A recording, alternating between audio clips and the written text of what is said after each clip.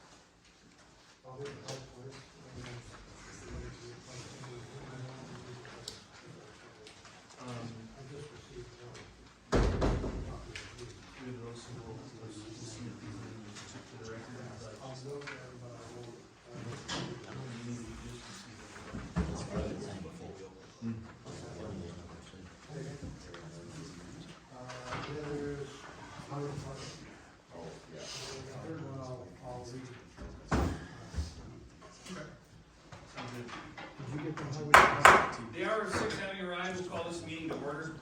We determined a quorum and we move on to our agenda. Commissioners, we will also at this time recognize and welcome Commissioner Ramsey to the fold here. Thank you for stepping up. Thank you. Appreciate it. Commissioner Colson was not able to be with us here tonight, but we do now seat a full contingent. Hooray! That's good. All right, so agenda, commissioners. Any additions, deletions on that? If not, a motion to approve the agenda would be in order. Also moved. We have a motion. Do we have a second? One second. Second. Any discussion on that motion? Seeing none, all those in favor signify by saying aye. Aye. Those opposed? All right. Then we move on to the meeting from the last time that we met. That was back in October. Has everyone had time to review those minutes? Have any corrections or clarifications on them?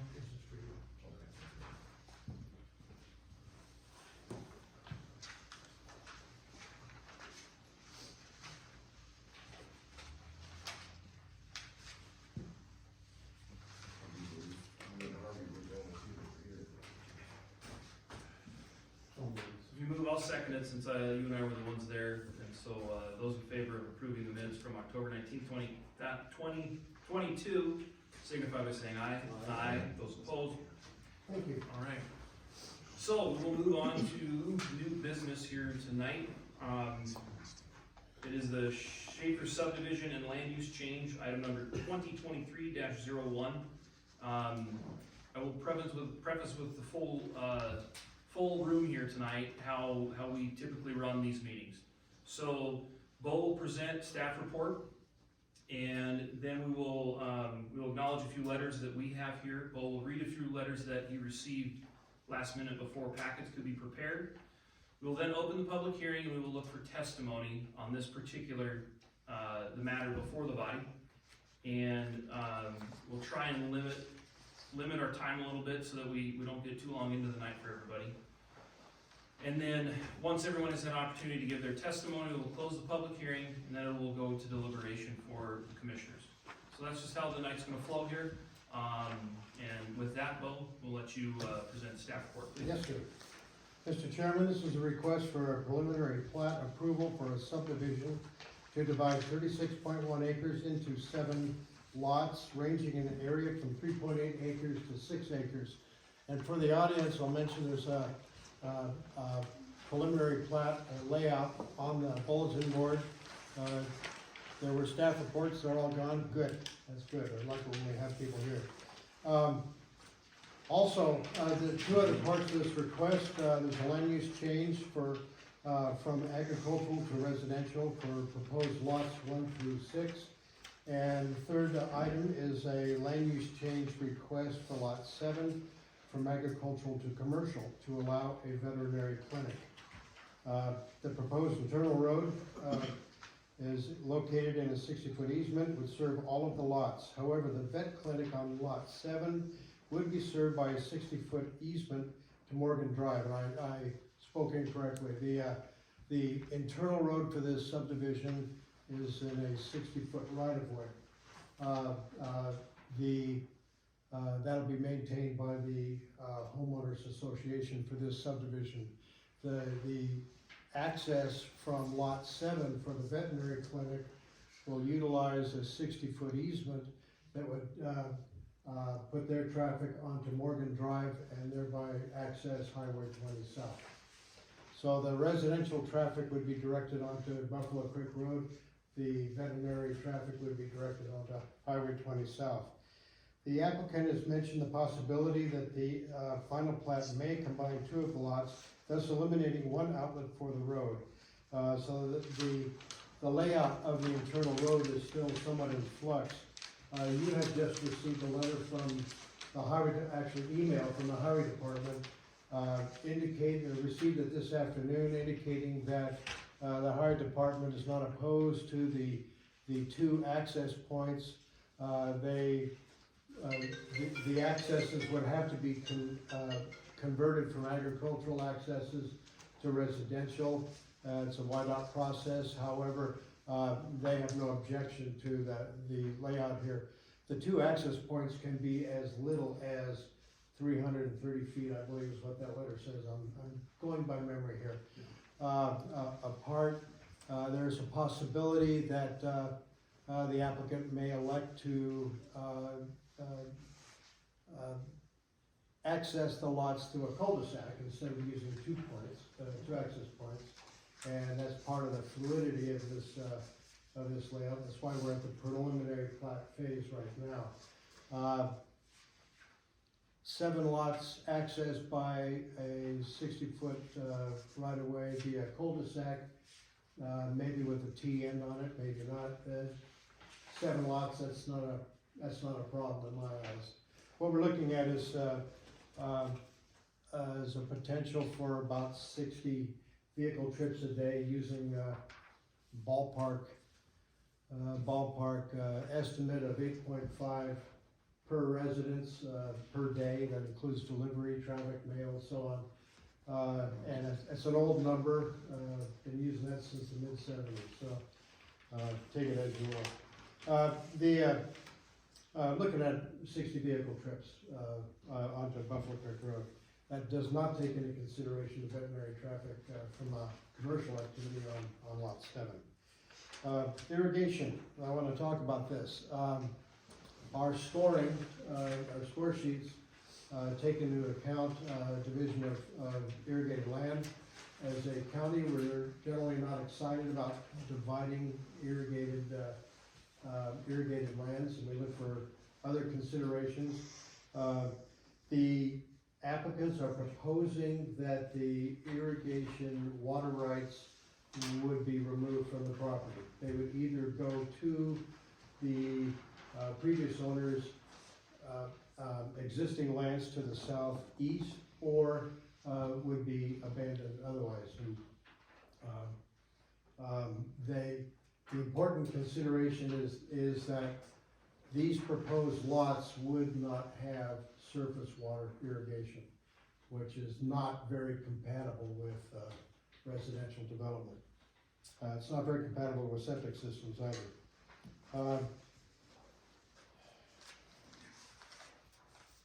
Concerning septic, one of the statutory requirements is that there be a septic report, septic suitability report. Minor subdivisions up to 5 lots do not have that requirement. 6 lots or more are required to do it. We're right on the cusp here with looking at 7 lots, 7 septic systems. The location of this is rather unique in the sense that, and what I'm saying is I have not required the applicants to bring us a septic suitability report prepared by an engineer. I see no need for it for this reason. I've been here 12 years, probably reviewed anywhere from 8 to 12 septic systems within a half mile of this property. I am aware of no failed systems within a half mile of this property. And attached to the staff report are 2 maps showing where permitted septic systems permitted by the county are located. I've seen the soils, I've seen the depth of groundwater. I'm saying that the expanded information that's in the staff report meets the requirements for a septic suitability report for a subdivision of this size. With that, I will say that the staff's recommendation to you is that the land use change for lots 1 through 6 to residential be approved with no conditions of approval. Secondly, the land use change for proposed lot number 7 from agricultural to commercial, staff recommends approval with 1 condition. I will read that condition out loud as soon as I can find it.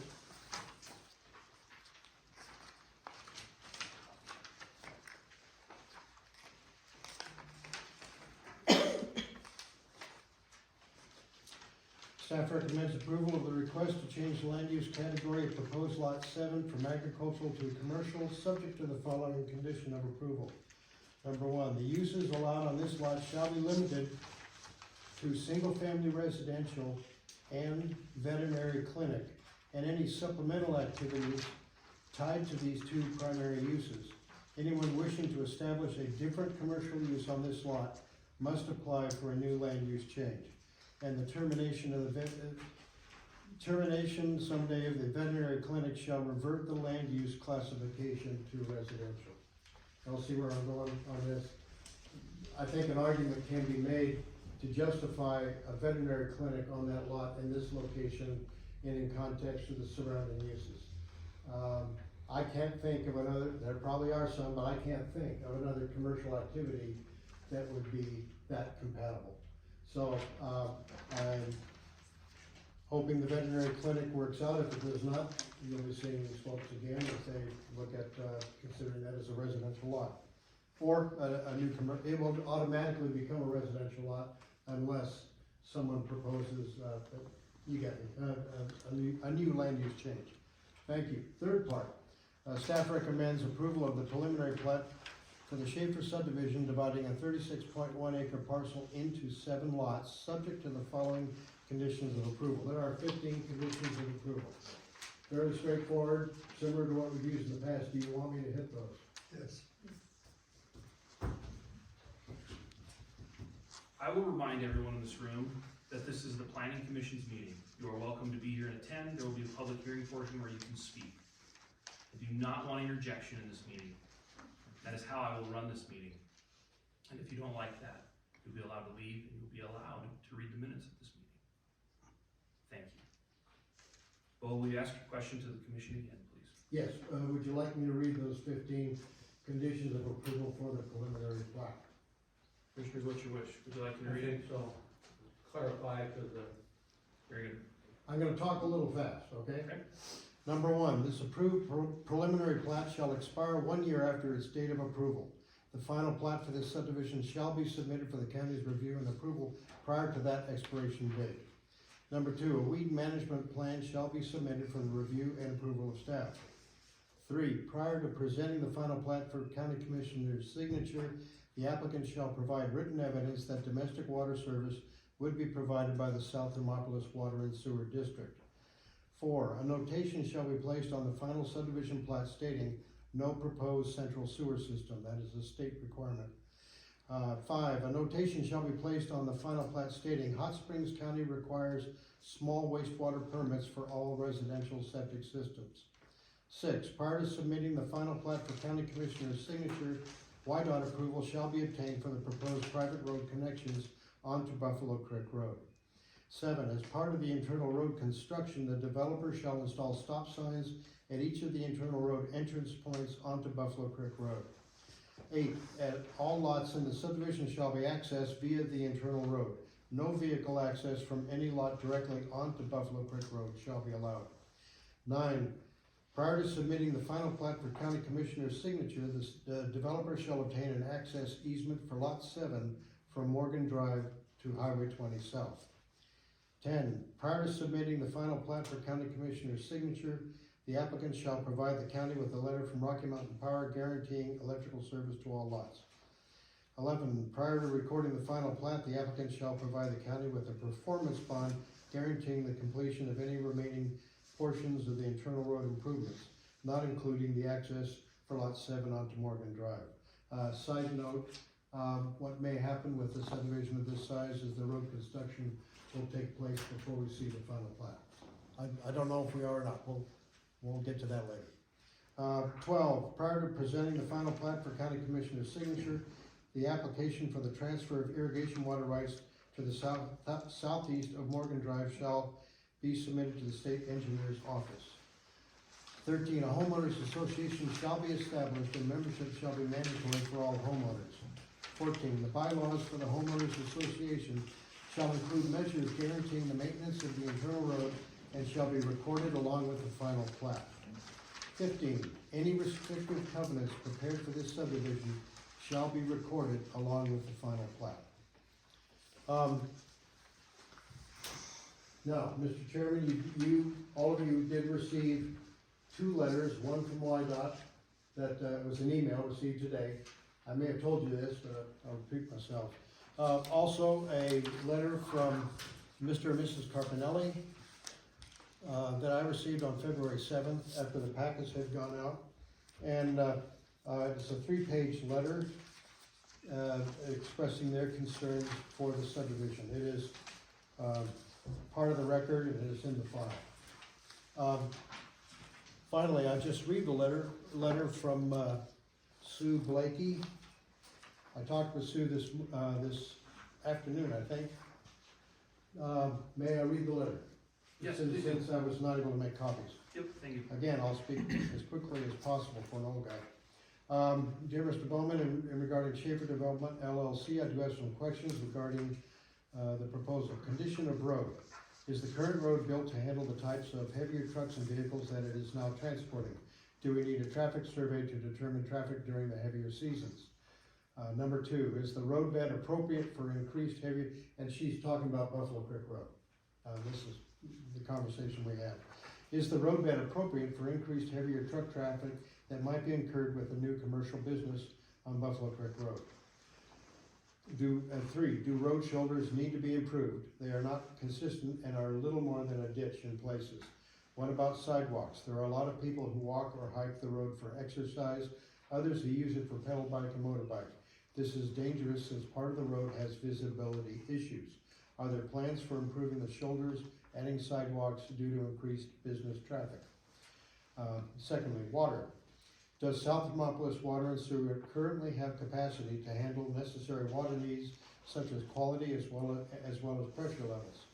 Are there plans to improve quality and pressure levels in the future? Are plans or discussions underway related to improvement of current Demopolis or potential partner water systems?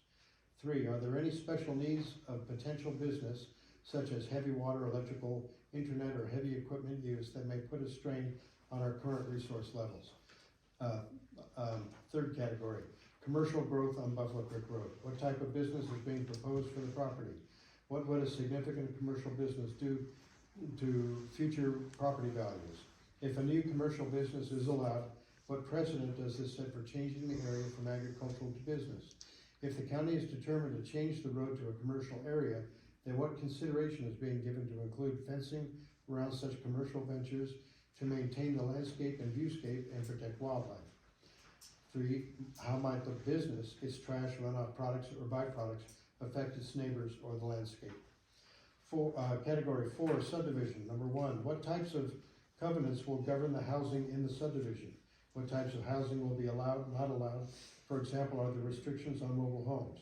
Can plots be subdivided or resold? Number 2, is there any consideration for native plants or shrubs in the subdivision instead of water hogging green lawns.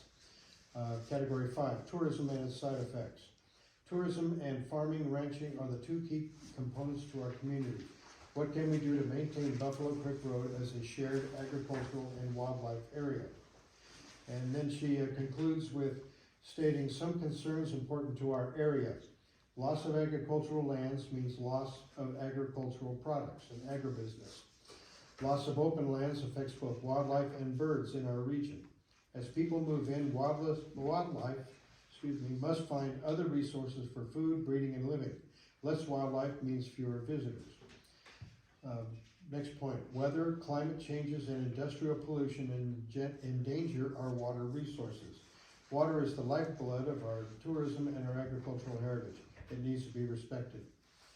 Next, light pollution and climate change are changing migration paths of birds, causing many losses here. 2 more points. Noise pollution is growing worse as traffic and recreational rafting are increasing in our area. Birds and wildlife are beginning to seek a new place of refuge. Finally, this area of the river and its islands are the last refuges for native wildlife to raise their young. Thank you for your consideration, Ellen Sue Blakey. Thank you both for reading Yes, that. sir. Thank you, Helen, for writing. Were there any other correspondence we needed to add before the public hearing?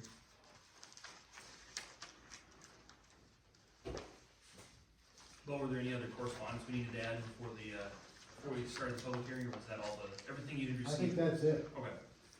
Before we do go to the public hearing, Commissioner Seidel will recuse himself, obviously having a conflict being the current owner of the property. So, any comment or correspondence from Mr. Seidel will be purely as that, as the land owner. So with that, I need to go down and sit.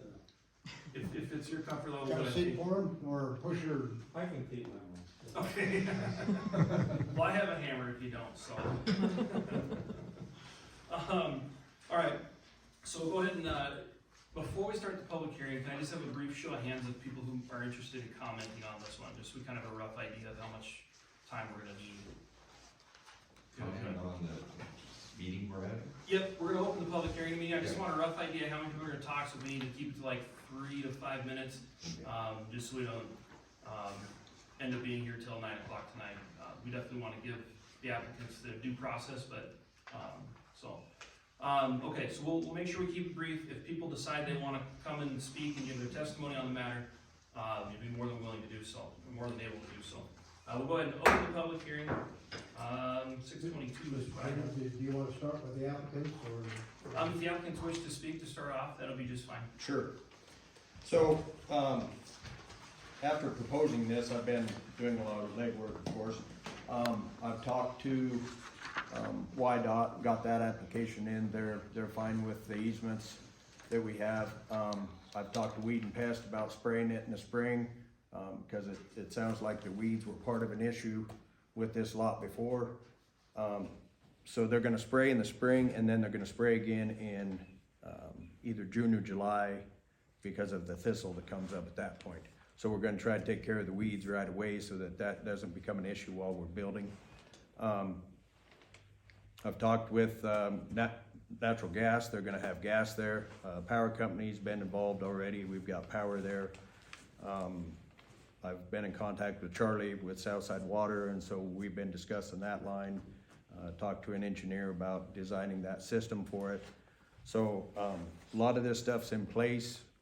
As soon as it's approved or wherever it goes, we're able to start on that part of it. All right, thank you. I'll have you hang tight, because when we get Yep. to our deliberation, commissioners will most likely have some questions. Sure. To direct to you. So are some of these with comments and stuff, am I able to answer some of this too? Or I is would- it directed at? What I like to avoid is getting into too Sure. much dialogue, because, it's not really the way these meetings are supposed Okay. to be run, so those questions, the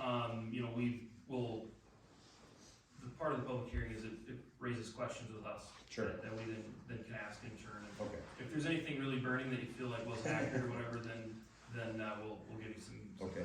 And I do have covenants that I've started taking care of, so there won't be any trailer houses, there won't be any, even modulars, it's gonna be stick-built homes.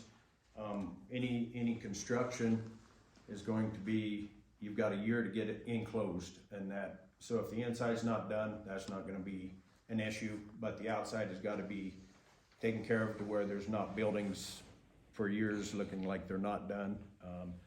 All the building materials have to be picked up at all times, trash has to be taken care of. Any lot that's sold is gonna be the responsibility of the lot owner to take care of weeds and stuff at that point. But, that's gonna be part of the covenants so far. Excellent, thank you. All right, any brave souls wishing to come forward, and we definitely welcome testimony at this point. If anybody wishes to come forward, I would like you to come up, state your name, so Bo can get that for the record, for the minutes. I know this guy. Probably the only one that's You have to see right Alright, I had a few concerns, one. Can you give us your name real quick, Oh, so Bo sorry, can get I'm that Vic started? Orman, and I live at 313 Buffalo Creek. Also own 315 and 317 Buffalo Creek. So it's the whole side of it. Thank you for coming forward. Go ahead, yep. Okay, my first concern is the irrigation. Even, what prevents these people from drilling wells to irrigate? Now, the reason this has came up to such a high standard, Mr. Slidell here hasn't been a real good neighbor. And, his irrigation water's been running across my property via the borrow pit. And before he showed up, I can't remember, I can't remember who was on it, but they had sterilized their property, and I lost about a third of my field. So that brings me back to the fellow that's got the weed and pest people spraying. I don't want that stuff on my place. So that's gonna have to be taken care of fairly immediately. They had irrigation ditches out there. Just for an example, when Harry Snyder was out there, which was a lot of years ago, his irrigation ditch broke, and that is the only time I saw water on my place.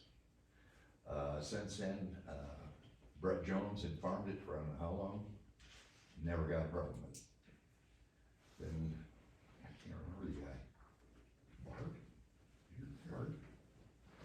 Went ahead and he purchased it, if I'm right on that, and I'm not sure I am. He's the fellow that tore out the ditches, brought the land leveler in, covered all the ditches up, and went to, pipe irrigation. I've had nothing but issue with it. Okay, second deal. On this property, it has two 24-inch, golly, I don't know what to call them, wastewater pipes running down the borrow pit. Guess where that ends up?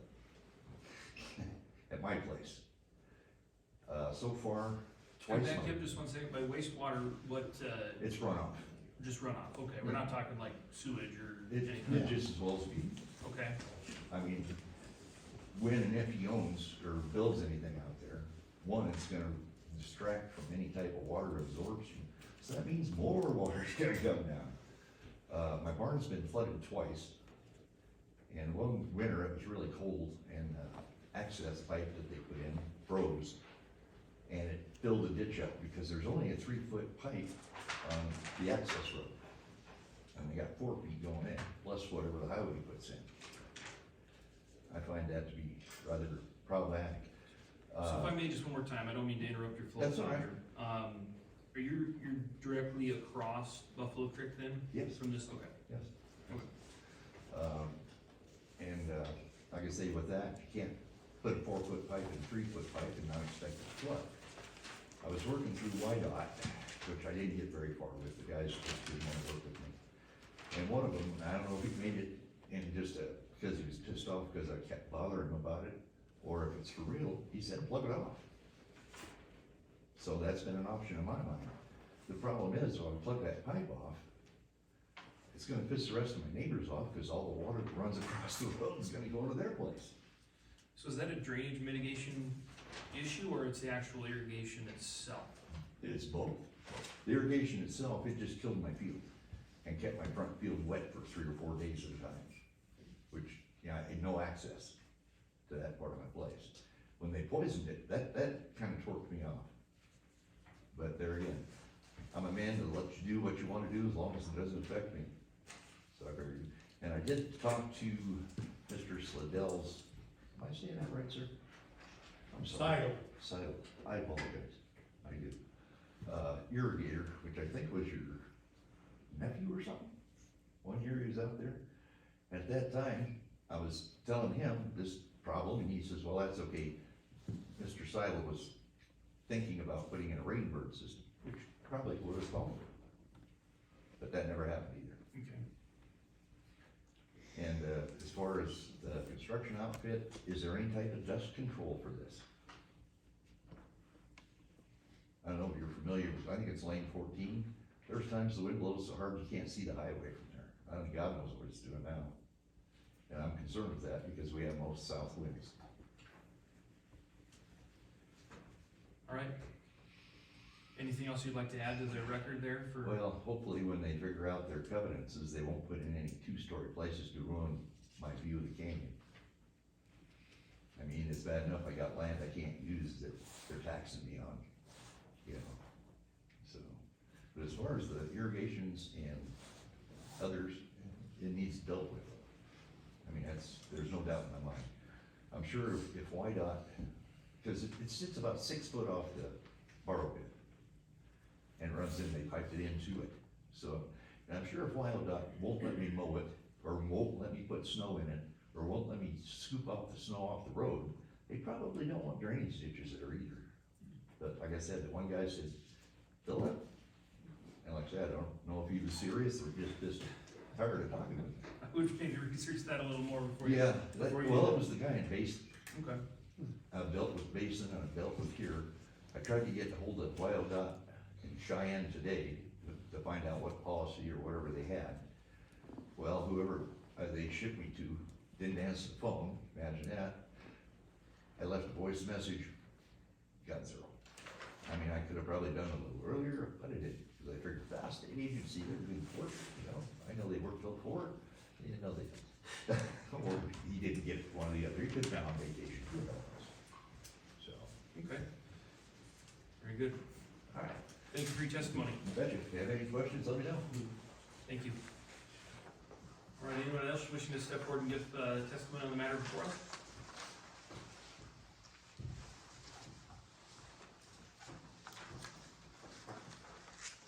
Seeing none, we will, last chance? No? All right, we'll go ahead and close the public hearing then. Missed it. Can I make another comment or not? I'll go ahead. With that drainage where it's flowing through my house, it's less than 1,000 feet off the river. Okay? So whatever goes down that ditch goes in the river. So when they do put the roads and whatever in, if it does, you're gonna have pollution plus trash on my property. Okay.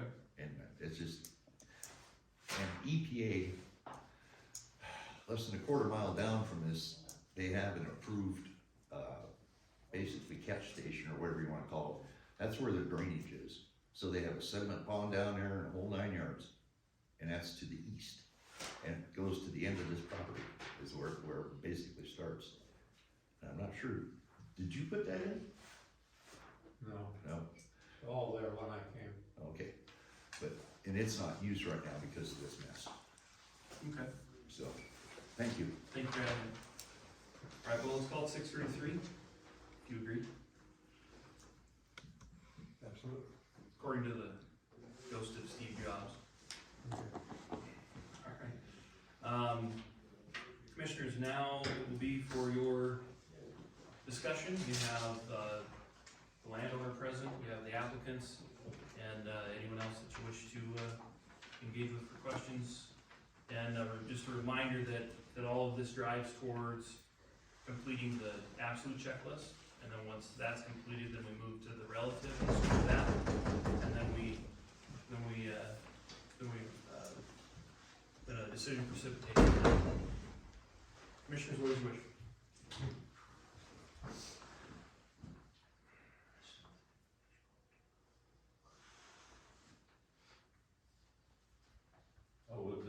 I'd like to go out and look at this, wastewater system and kind of see where it goes, and then can follow up and make sure, cause you know, what flows downhill, so we gotta protect the guy downhill. And I'm sure that the state, they do have, rules in place to protect that guy, so we can make sure this plan is following that. Other than that, I think, the Schaefer's has done a wonderful job with, all the hard work that they've done, putting this thing together. Bo, is there a mechanism for like a stormwater management plan? Cause obviously the irrigation part is gonna change Yeah, when it goes to residential. there's no obligation because this, for a residential development of this size, drainage largely would be taken care of on site, naturally. Now, it sounds like there's a pre-existing situation out there that, YDOT might be trying to sweep under the rug, I don't know. It sounds like it's been there for a while. And really, as I've understood from others in the area, drainage coming off, the Dinosaur Center property is an issue also, is that right, Vic? Yeah, that's about 80, well, I won't say 80%, but big percentage. No. When they redid all that out there, they put it all in one spot, and it's a mess. I think there's a I can't even say cumulative, drainage problem out there, that's being intercepted by the state highway. And, it would seem to me that eliminating the surface irrigation on this 36 acres would go pretty far towards solving that issue. It would be rather similar to what Vic just mentioned about if the property had switched to sprinkler irrigation from ditch irrigation, ditch or pipe, that may have taken care of the problem. So in torrential rain situations, I mean, you're gonna have runoff nowhere, no matter Yeah. where you are, but, Yeah. No matter what, whatever. yeah. And if you are gonna be increasing the impervious surface on this piece of property just by the nature of subdivision, so there's some concern with that runoff, if we were to have nothing that can't be mitigated, obviously. I mean, there's a whole host of things that can mitigate that, and that could be even within each lot itself, but it would need to be a condition explored Yeah, to mitigate runoff to where you have essentially rain gardens or collection ponds, or in the development of it, you have like a retention pond that will help slow some of that runoff down. it sounds like there's a problem out there now that needs to be explored, and it involves several players. I don't see it as something that would hold up a proposal of this size or density. So a condition of some sort that, might address that. Yeah, I mean, that obviously would be up to whoever would make the motion and however they score, however they score their checklists. But that condition would be something I think that's important to explore, and then to make sure that it is addressed before this goes to the county commissioners meeting, that is addressed, the runoff issue. That, like I said, nothing that can't be mitigated, that's standard operating procedure developments all over the world, so that's not the end, it's not the end of the world. I think that I understand what our gentleman here is saying, but it would seem to me that by taking this off the surface water away, you're eliminating a good share of any problems that has plagued that place in the past. But they're also putting hard surfaces in, which are roofs and roadways that are gonna now start channeling and that water's gonna go to different places. We gotta make sure that, so you got, storm sewer, that's where we need to go with that water, and then you also have wastewater, that's what they call your irrigation water. Once you're done with it, it moves on to your gonna have any wastewater, correctly, but you're gonna have. There's no irrigation water. Right, but you're gonna have, storm sewer, so you're gonna have rainwater, snow, you know, and other things that it's gonna cause that in hard surface like a road. So in the road, you know, typically the water is not gonna go through it, it's gonna melt or it's gonna go down and we're gonna have to channel somewhere, so that definitely. That is in your design standard, I mean, we're talking gravel road, I'm assuming, Yep. with grass ditch. Yeah. And there are ways to do storm sewer without having to actually put the pipe in the Right. ground and collect it, and it actually, there's a lot of evidence that there's better ways to do it, because you can keep that water up toward the surface, and people can have like rain gardens and that sort of thing, but that, I'm concerned if we already have, if we're having issue with impervious surface upslope from you, and we're just continuing that down, that would be a concern. So I might see that be a condition that, and again, anything we do is a recommendation. That's all it is to the county commissioners, and so they can look at our conditions, they can investigate them further, and flesh them out there, or if it would be your wish to not, I wouldn't say table, but to continue this to another meeting till that can be explored, that is also within your purview to do it. Would we have covenants against drilling irrigation wells No. on each side? You would not have covenants against that. And it's probably in here, I probably read it twice. What are we looking at for average minimum lot size on these? 34 units. The smallest one is 3.8. Okay, thank you.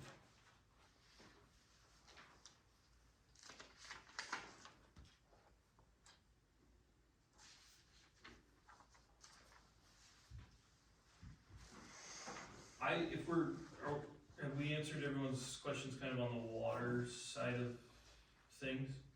Yeah. Okay. Do we have good numbers on what the sightlines are like? If we're gonna be having a commercial access onto,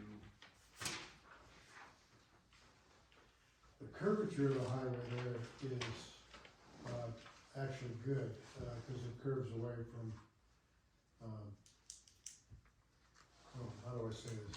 well, I'm not being rude by pulling up my phone, I'm just tapping Yeah, into collective human consciousness here and pulling up Google Maps. Morgan Drive is an existing access onto 20 South. Okay, That was, you were asking about the access off of lot 7? correct, Yeah.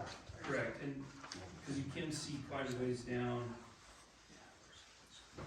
And I would assume the majority of trips leaving will go to the right, would be my guess, cause Yeah, toward town, the yeah. population center is more that way.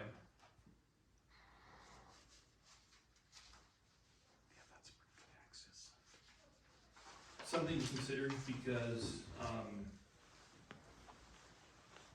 YDOT, they look at purely that 330-foot mark, and if you hit it, they say go ahead. So,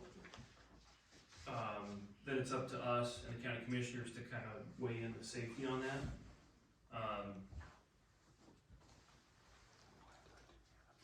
So if you pull up Google, I'll show both of you. If you pull up Google Street View, that's the access there, and that's your sight line up to the red guys.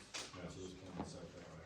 And then this way would be, I mean, it's pretty good, because if you're actually sitting back on that road where it's not Google Right. Street, Right. you can see up there a little ways. So For sure. I'll show you that now. So that's looking towards town, which obviously this way a little further, and then this is to the right, that's. So. And all I was looking at there was Google Street View, in case anyone was wondering. Go ahead. So when I met with YDOT too, we went up to the Morgan Drive area too and looked at it, and Okay. he didn't see any problem with turning there either. Okay. We were able to stand there at that spot and look both ways and stuff. Okay. Are they, and they weren't thinking that any upgrade, well, it's kind of, it's always a cart and a horse with YDOT. They want it to be commercial before they say it can have commercial access. Right, And we want it to have commercial access before we wanna call it commercial right. change, so, but that's with every department of transportation across the nation, so, okay. That was my other question, was on that access.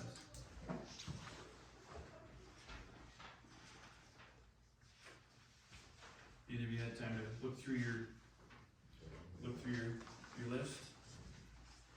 And if you wanted to make a motion one way or another, or tell us how you're, obviously, the absolute checklist has to be absolute, and then the relative, we would see that your score is above or below 0. Make motions, and if you wanna add any conditions with your motion, and we can do this several different ways, because we do have essentially three moving parts here, correct, Bo? Yes, We've got one land use change to residential from agriculture, we have one land use change from agriculture to commercial, and then we have the subdivision itself. So you can do them as a one motion, or break them out, you wanna do checklist first? and then, yeah, we could look through the checklist, any questions? If I look through, I mean, if you have any, like, major questions on it, or if you wanna just present your score, if you're gonna make a motion.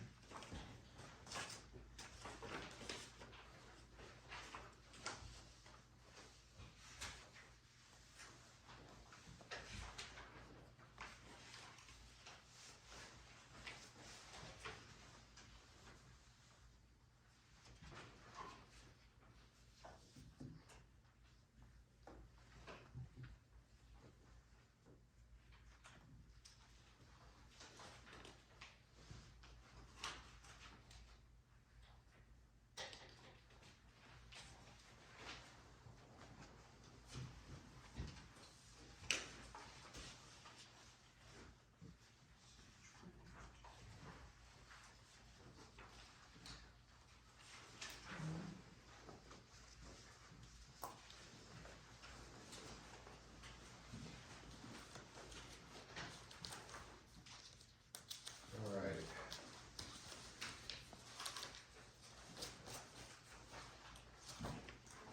So, I think all of you here know my stance on agriculture, but I also know the history of this. There's not a ditch involved with this. This water's pumped out of the river. There's not a water district involved with this. And it's really pretty marginal agriculture down there. I did still give it -1 on the rating, which give it a -5, but that still gives us a total score above 0. So I have no problem with passing this on. So I'm gonna make a motion. I move that we go ahead and pass this subdivision, both the plot, the preliminary subdivision, the land use change from agriculture to residential, and for lot 7, the change from agriculture to commercial, knowing that it's veterinary clinic only, and if that veterinary clinic ever dissolves, it goes back to residential lot. And I would like to put a condition on that the mitigation of runoff is dealt with. But other than that, I'm happy with this. I'm happy with the fact that you guys came in with this, lined up, all your ducks in a row from the start. I'm really happy to see this. It makes this a lot easier process when everything is brought to us first so that we can go through it. I'd like to congratulate you. All right, so one clarification on your motion. Your additional condition is to mitigate, would that purely be stormwater Yes. Stormwater runoff, okay. That's it, cause we're not gonna irrigate it, so. Okay, we have a motion, do we have a second? Second. We have a second on the motion. Any discussion on the question, which is to recommend approval of the preliminary subdivision plat, land use change from agriculture to residential, land use change from agriculture to commercial, with staff's recommended conditions, including and adding the condition of the mitigation of stormwater runoff. That's the motion before us. Any discussion? And that includes the condition on the land use change also. For the, commercial. Correct, it was with all staff recommended conditions. Okay, we're clear on the motion? Clear. Any discussion on that motion? Seeing none, all those in favor signify by saying aye. Those opposed, that motion prevails. 3-0. Yep. Very good. All right, Bo, can you, run the applicants through, in the community here, observing what the next steps are on this one? Next step is this matter is going to the county commissioners with the, Land Use Planning Commission's recommendation. It will be before the county commissioners on March 7th at 10:30 in the morning. And it'll be advertised the, week before. Any questions on next steps from the applicants? Pretty clear? Is the only way it's gonna be advertised is in the paper? Well, Correct.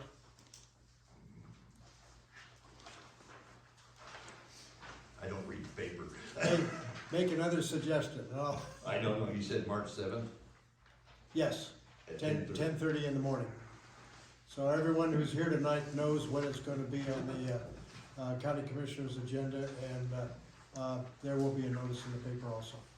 All right, well, thank you for everyone who participated in that. All right, we will move on now to old business, and that is we need to elect chair and vice chair. Harvey rejoined us.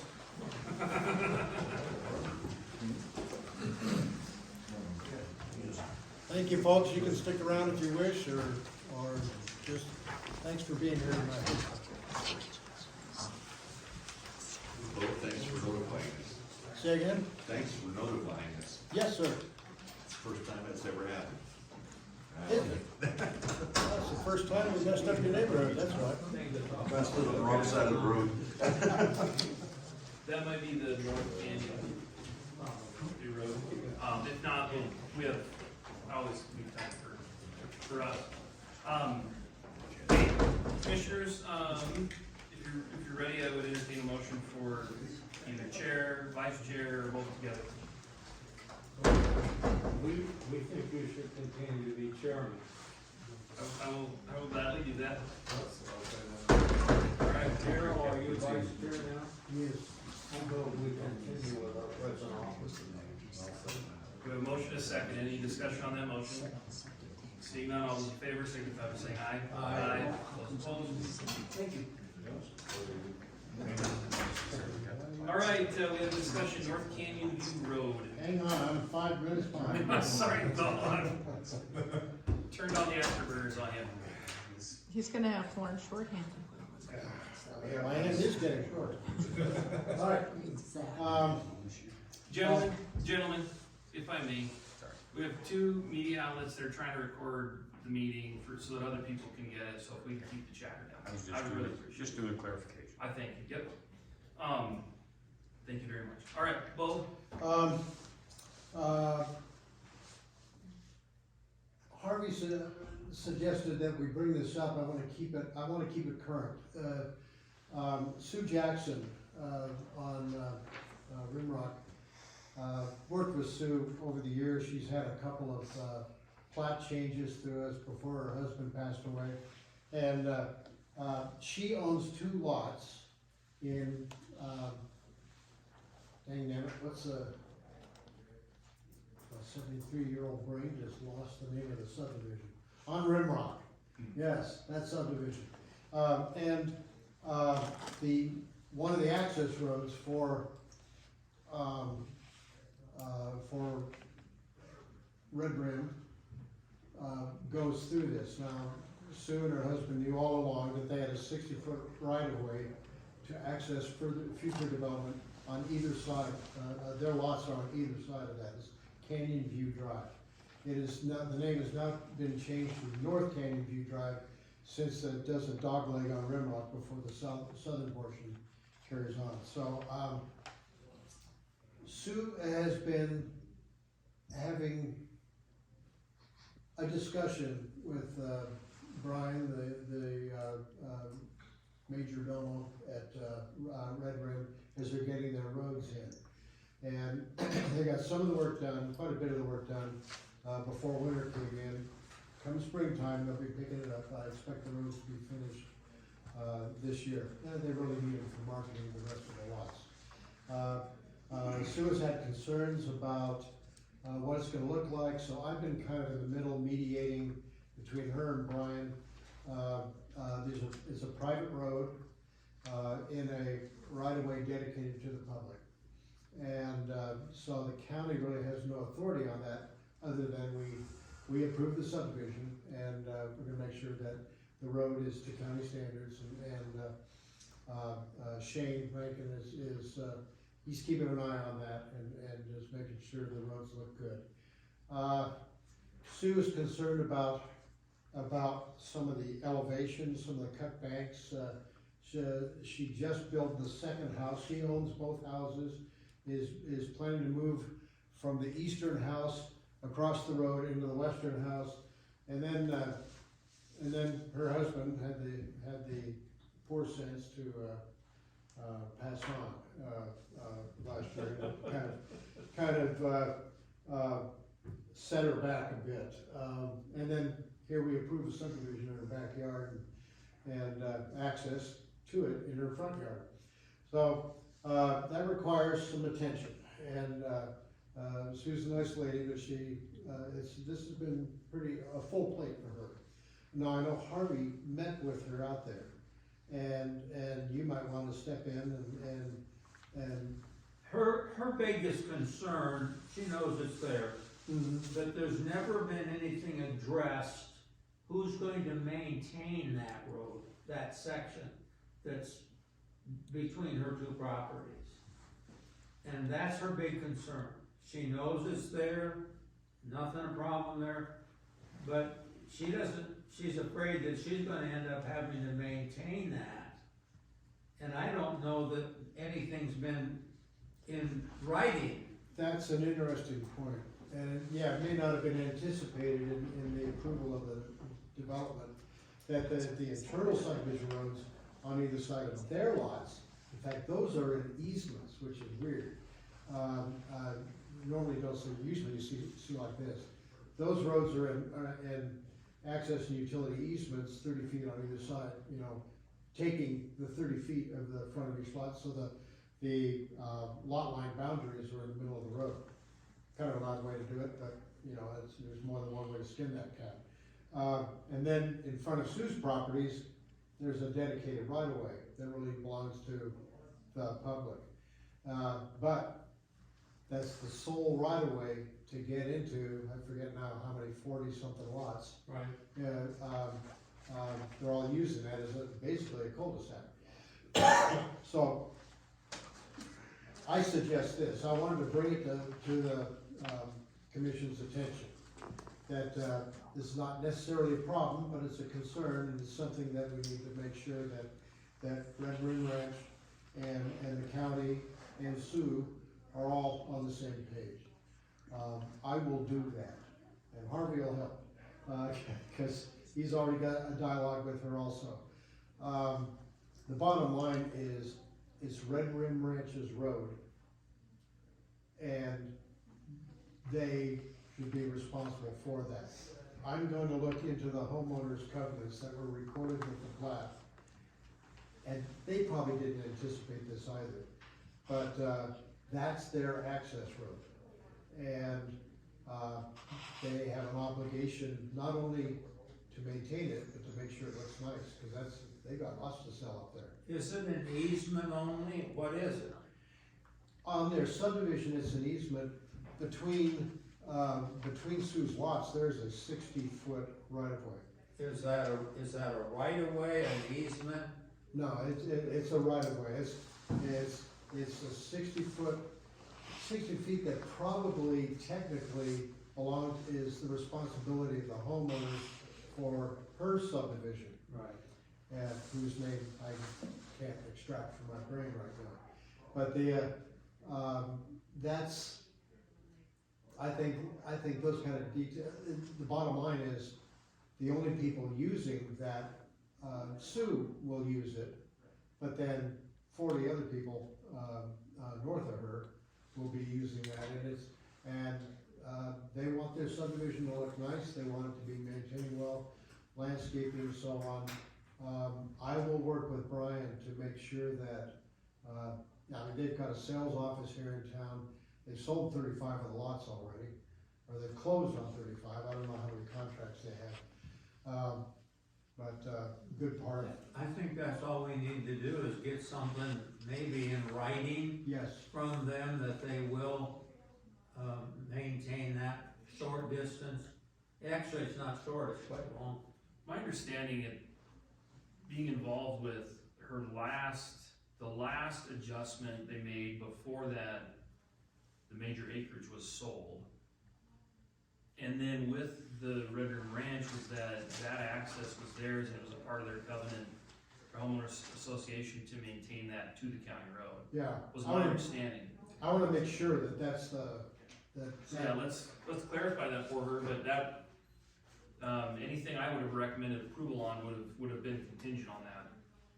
I hope so. If it is and she can't find it, I've not seen it, so. Yeah, cause I just told her I would bring it up and. that was a major part of that. I mean, we foresaw that way back when we did that last little adjustment, Yeah, right? So, and Kind then, of a dog leg there, isn't there? yeah, kind of, yeah, kind well, of what curves she a and little bit. Dale took the dog leg out and then they reverted back to the way it was before. They basically vacated their change to the plat, for their subdivision. Yeah. And, I will write a letter addressing this to Brian, copies to Sue.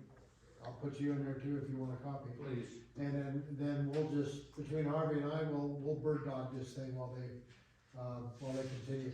And an important consideration is, once Red Rim Ranch sells 44 lots, closes on 44 lots, they're out of there. They are no longer the homeowner, the developer is no longer the homeowners association responsible for the roads, the homeowners are. And, so we wanna make sure that that transition is smooth and that their homeowners association, knows what their responsibilities are. So there'll be some informal management on the part of the county. Private roads, it's improved subdivision, we really don't need to meddle on it, or we could turn our backs on it if we wanted to, but we'll make sure that these loose ends are picked up. Actually, the roads up there look pretty good. For, They'll get finished and yeah, they'll look yeah, better. for the Yeah. first draft, yep, They'll be built to county standards. yep, yep. I assume that's a good thing, right? Yeah. Yeah, okay. Gotcha. All right, very good. That's all I wanted to say. Appreciate it. Bo, planners report. I wanted to let you know the outcome of the two items you moved on to the commissioners at your last meeting. The Christensen land use change, you probably don't even remember that anymore, that was the gravel pit that was approved. Come on, what was the other one? Oh, and then the Crimson View Estates plat amendment.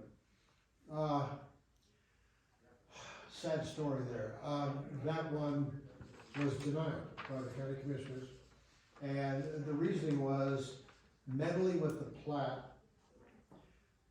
I'm gonna give you the short version here, but it's gonna be accurate. What I had represented to you is what we'll do is they want to change the road dedication language. It's been approved by the county, the homeowners association has agreed to it. And, we'll have the county clerk, write the change on the plat and then sign it after the county commissioners have approved the change. That's the plat amendment process. What I didn't want was for this homeowners association for an existing subdivision to have to have a plat drawn up by a surveyor, they've already got a plat, in order to record over this one and vacate the old one, changes the property description because it becomes Crimson View second subdivision, and then you have to notify all the mortgage holders, it's just ugly. And the underlying legal of that whole Yeah, deal will be yeah, the yeah, exact we same. don't, yeah, and Yeah. we didn't wanna go there, they didn't wanna go there. At the commissioners meeting, our two surveyors, who I admire greatly, were both in, and they said that they're not comfortable, be setting an uncomfortable precedent doing it that way, there should be another plat. And so it was continued for a month, I met with the surveyor, for the original plat, and he said, you know, I've got it on the computer, and crank out another, it's the same darn plat with just that language change for, you know, it'd be $600 or something like that, it's with, you know, not thousands of dollars. Okay, it looked like it was getting everyone, on board with that, and the commissioner said, you know, it's just too weird a request, and so they denied it, and that's the end of it. I told the applicants that they could, reapply, with a modified, proposal, and, they haven't done that yet. So, that one went on the shelf, and, the Christensen one was approved. That was a weird one, and it was kinda odd, and it was kinda legalized gambling for them, and told them, okay, you're out a couple $100 for, Well, it was a good test for ads. how much they really desired it, so. Yeah, I mean, exactly. so, Sorry, I Okay. kinda got long-winded on that. alright. Very good, That's all I have for you. alright, the only other thing I have is once again to welcome Commissioner Ramsey to the planning commission. Yeah, welcome aboard. Welcome aboard, so, Yeah, you got a good meeting there for the came first out of one. this one with no bruises. Yeah. Commissioners, anything else you wanna add or comment on, or anything else we need? If not, a motion to adjourn would be in order. I so moved. We'll give Harvey the motion and Rail the second. That's a non-debatable motion. All those in favor signify by saying aye. Aye. Those opposed, we're adjourned. I do not have any items for you, for next month's agenda.